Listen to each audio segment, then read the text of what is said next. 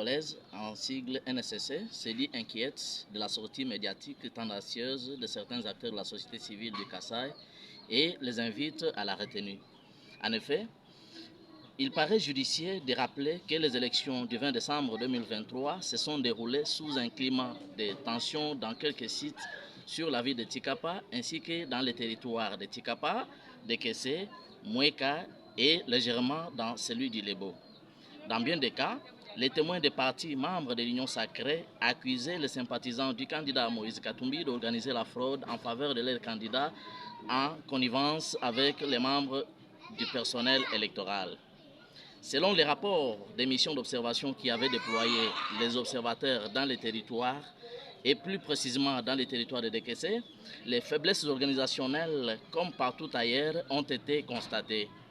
Des actes de violence ont été documentés dans certaines localités et certains centres de vote. L'on déplore ainsi la destruction de matériel électoral dans certains cas, l'incendie des maisons, actes perpétrés par les partisans des candidats députés nationaux et provinciaux. Cependant, 2 mois après les élections, certains collègues de la société civile invitent le député élu Adrien Bokele de la circonscription électorale de Dekese à renoncer à son mandat.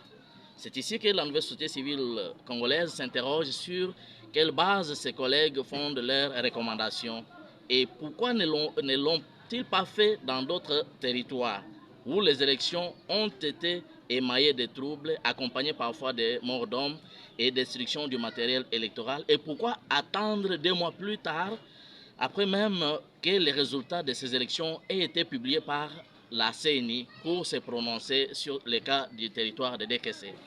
Par cette même occasion, la nouvelle société civile congolaise est préoccupée par des rumeurs de plus en plus persistantes faisant état de certains candidats sénateurs et gouverneurs qui se livrent à la distribution des billets de banque aux députés provinciaux. Cette pratique, si elle s'avère vraie, est sérieusement découragée par la nouvelle société civile congolaise qui invite ainsi la population de la province du Kasaï au calme et appelle par la même occasion les élus provinciaux à privilégier l'intérêt général au moment du choix du nouveau gouverneur et du choix des sénateurs pour la législature en cours. Voilà, chers amis de la presse, ce qu'a été l'essentiel de notre message ce soir. Nous vous disons merci.